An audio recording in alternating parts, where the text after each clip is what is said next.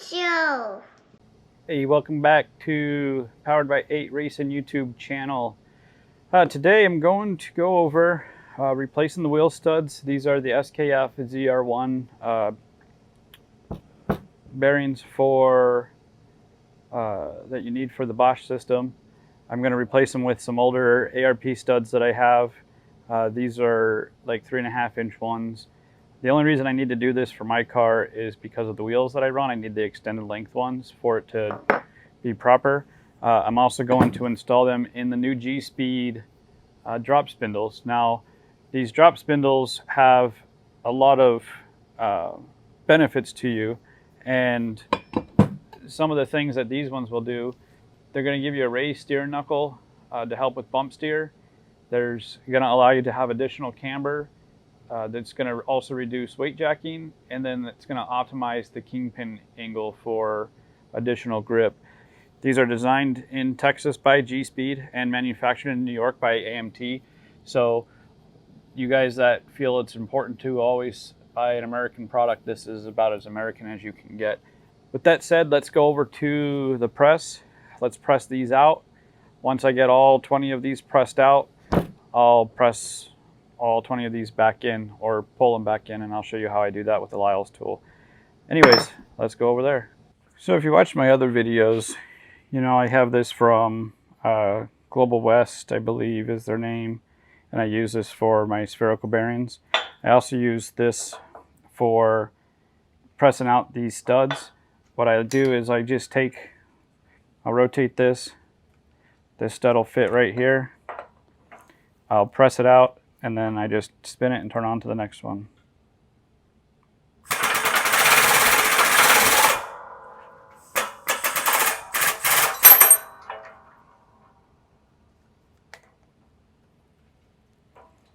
That's it.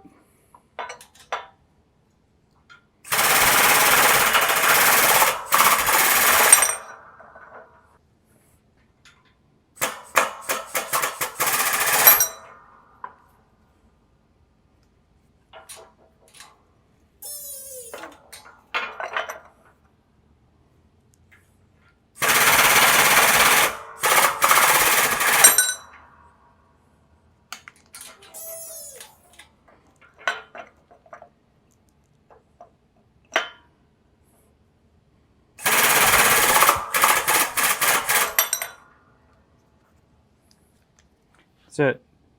All 5 out, and then we'll put it in the vise and we'll get those other ones put back in.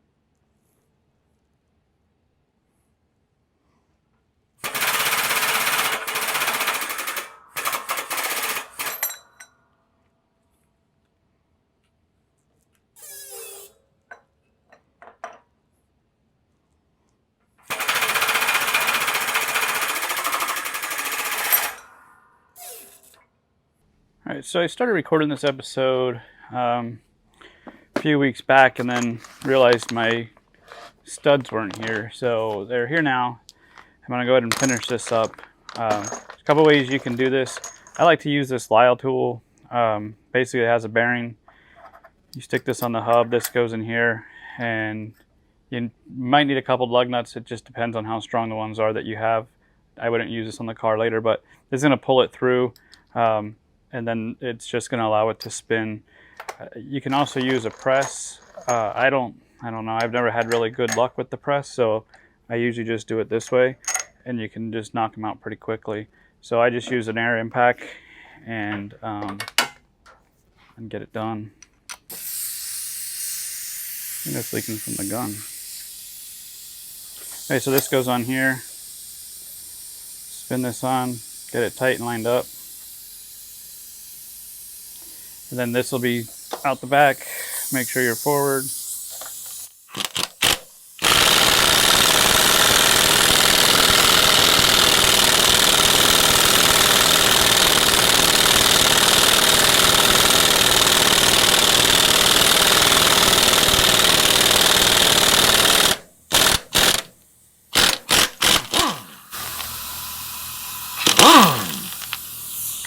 That's it. Now, once you do this, it will, you want to check once you start torquing this on the car, it might pull this through a little bit more. So you just want to keep checking your torque after the first few times you put this on the car, just to make sure everything's good to go.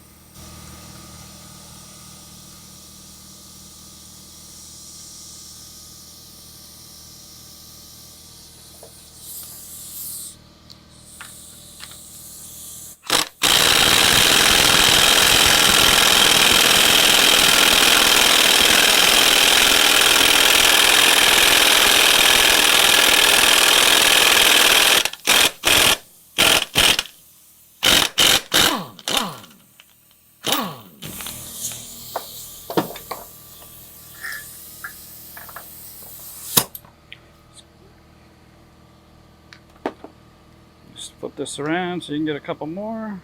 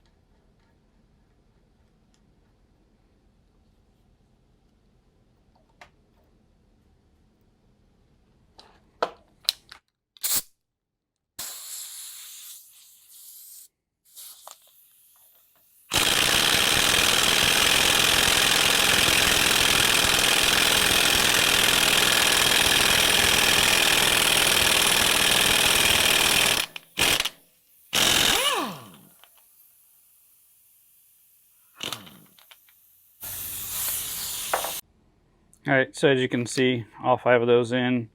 It doesn't take more than a couple minutes to knock them out that way. So they're on there, they're in there, they're flat, they're flush. Like I said, when you get it on the car for the first few times, these might pull a little bit more.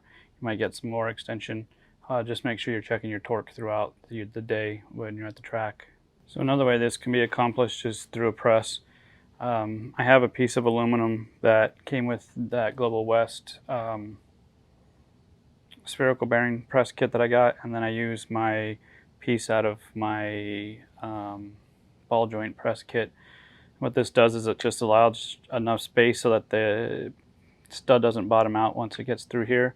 You just need to make sure that that's pretty centered so that you're not pressing up against that. Once the stud comes through, then it'll be okay. Then you're just gonna, I have air for my press, but pretty simple.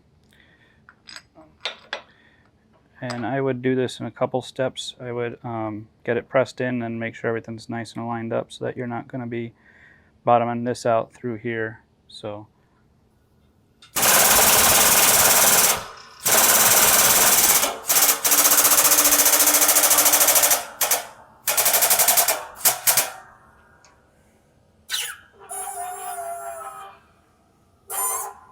I didn't have the press closed off all the way, so it was just bleeding.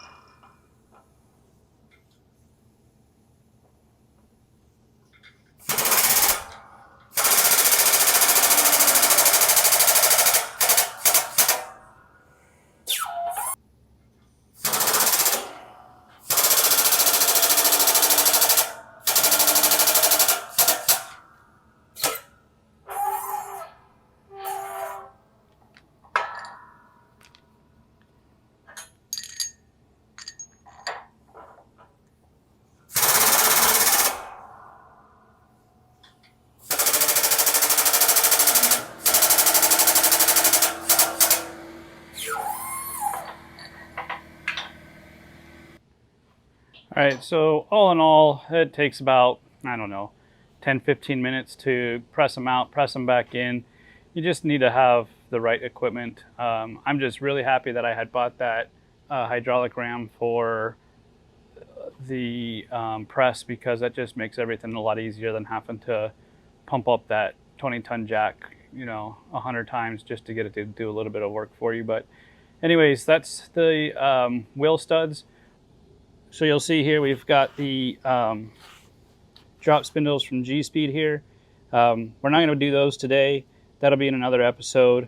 I got a couple other little maintenance items. I'm just going to take care of some small items here and there. We'll film that up, just seeing me getting some stuff ready to really get stuff thrown back together. Need one more part, and we're really going to jam the car back together. So, all right, well, thanks for watching this episode. I hope that you subscribe, like, share, comment, and all that good stuff. And we'll see you guys next time. Powered by your old show.